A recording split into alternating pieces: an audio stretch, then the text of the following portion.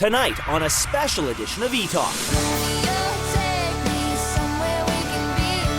Taylor Swift is taking over with a #1 album, an armful of awards, and cover girl status. This 18-year-old is unstoppable. And Taylor's live in our Etalk studios to dish on her life in the spotlight, her famous friends, and her next big career move. Plus, Taylor tells us why her Canadian inspiration brought her to tears. From our Etalk studio and headquarters, this is an Etalk special event. And he says, Etalk goes a little bit country, and it begins right now.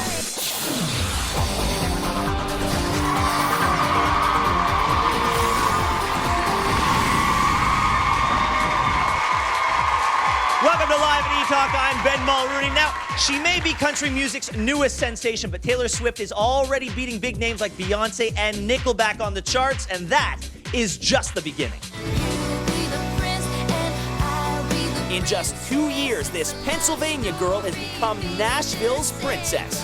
At age 16, Taylor Swift released her self-titled debut album and scored her first #1 hit. Now at only 18, this singer-songwriter's second album, Fearless, has been sitting at #1 on the charts for 8 weeks. Not to mention that she sold over 4 million records, more than any other artist last year. The awards, red carpets, and magazine covers followed, but Taylor's not stopping there. She's hitting the big screen with guest appearances in films with Miley Cyrus and the Jonas Brothers. Plus, she's taking the plunge into acting with a role on CSI. But fans are a #1 priority for this candid country singer. From rumors to breakups, Taylor keeps them in the loop with her MySpace blogs and vlogs. So what's next for Taylor Swift? Whatever she chooses, the world will be watching. You know how to welcome this girl. Give it up for Taylor Swift.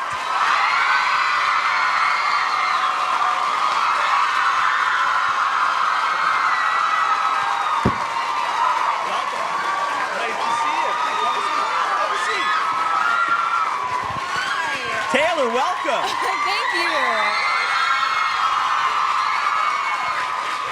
Wow. Thank you. Apparently they love you. Don't tell them it's kind of a secret, but I love them too. Well, all right, well, let's talk about, besides the snowstorm, how has Canada welcomed you? So pretty, and everybody's so nice. I love it here. You guys are some of the loudest crowds. Well, they have to be. We have to be because the snow muffles sound, so they've got to scream past the snow. It's really great training. Yeah, I think. absolutely. Now, okay, so you're a girl from Pennsylvania. How do you become Taylor Swift country star? Wow. It's a big question, I know, That but I is a figured we'd big jump question. right in. Well, you know, it sort of went like this. I mean, I've been out promoting albums and stuff like that for the last 3 years, and it just seems like this year, the last 6 months, really, things have kind of just gone crazy, and it's been amazing. And honestly, I can't believe it. I mean, the things that people have done for me, and you know, everyone on MySpace, and the people that go out and buy the albums every week, it's blowing me away. And I feel like I'm the same person as when I started out. You know, I started writing songs and playing guitar when I was 12. Mm-hmm. And that's when, you know, it really clicked for me, when I started writing songs. That's always been my favorite part about this. But you have success on both the pop and the country charts, an incredible success on both, and it's reminiscent to a lot of Canadians of the success that Shania Twain had on both charts. Do you think that Love her, by the way. Well, yes, well, I want to talk about that in a second.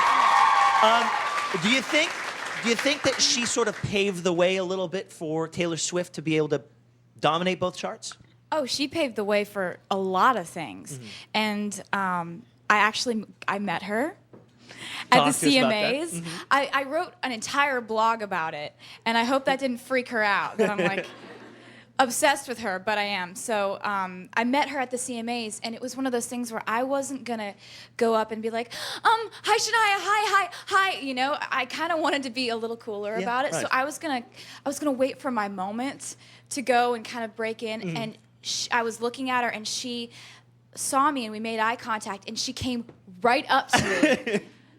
And she goes, "Hi, I just wanted to meet you. I'm Shania. Congratulations on everything. You're doing a great job." And I almost had a heart attack. Now you know her music, and you know you're a big fan of hers, and the way that you've written your music has been, you wear your heart on your sleeve and you're honest with your fans. She's got a new album that's going to be coming out very soon.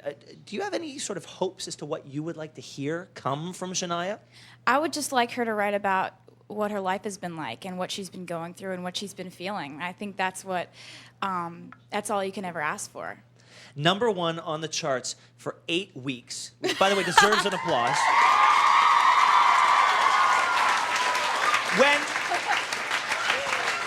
I love you. When I have an album that is on the charts for 8 weeks, I like to buy myself small Caribbean islands, just for fun, to pay myself back. What do you do to reward yourself when you have a #1 album for as long as you have? Well, I don't have that much time to go shopping, but I've kind of fallen in love with shoes. And so... Any brand in particular? My wife's a fan of the Louboutins. There we go. Me too. I've only bought a couple pairs of them, but I'm kind of saving up for someday later on in life. I have this dream of having a house with hardwood floors. That's what you want to give yourself. Yes. Okay. And what's it going to take? Is it going to take another #1 album? Is it going to? Because in Canada, you also have the #1 and the #2 albums on the country charts. Thank you so much, you guys. And I know that you're going to be thanking your fans by going on tour in Canada. Can you tell us about that? Yes. I'm so excited because we just released the tour dates for the tour, and I'm so excited to come up to Canada. Since you guys have been such amazing crowds, we just can't stay away. And I love you so much. And we're planning the headlining tour right now, and most of it's already planned and done. And I really love shows that are sort of theatrical, where the things in front of you change. You're hearing all your favorite songs that you went to the concert to hear, but the visuals are changing, the costume changes. I live for an onstage costume change. Really? Yes. Oh, you know the ones where you start out in a certain outfit and they're like, "Oh yeah, that's the outfit she's wearing," and then all of a sudden you just rip it off, and in 2 seconds, and it's a different outfit. I know exactly what you're talking about. I will actually be doing that in the very next break. Yeah. Yes. It's going to be fantastic. It's a great effect. Well, speaking of the next break, we're going to have so much more with Taylor Swift when we come back. Don't go anywhere. This is Live at Etalk. We'll be right back.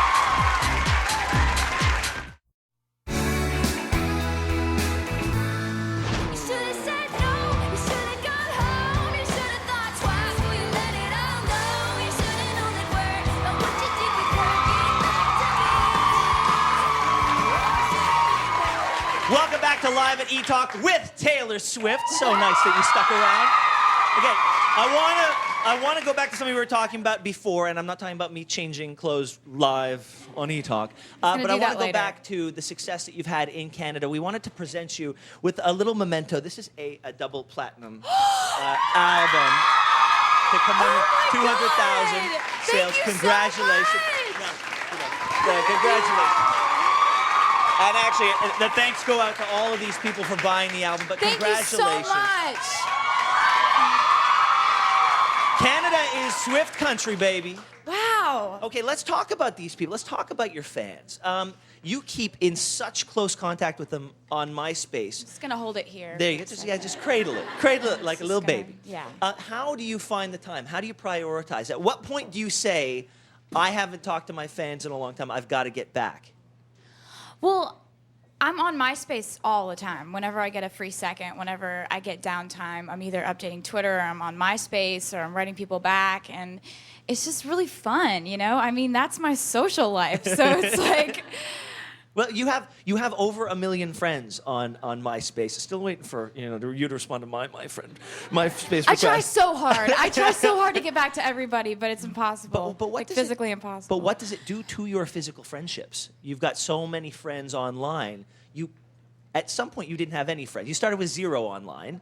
What happened to the friends that you had before you had a million friends on MySpace? The friends, you mean my friends from high school? Yeah, your friends from high school, your friends that you used to see all the time. Well, I have a best friend named Abigail that's been my best friend since I was in 9th grade. First day of 9th grade, we became best friends, and it's just really cool to have a friend that stuck by you when you were in 9th grade and obsessing over Napoleon Dynamite and talking about the guys that didn't like you, and going from that to this. It's pretty overwhelming, and for someone to kind of ride that wave is really cool. You are honest with your fans in your lyrics, and you are honest with your fans through MySpace.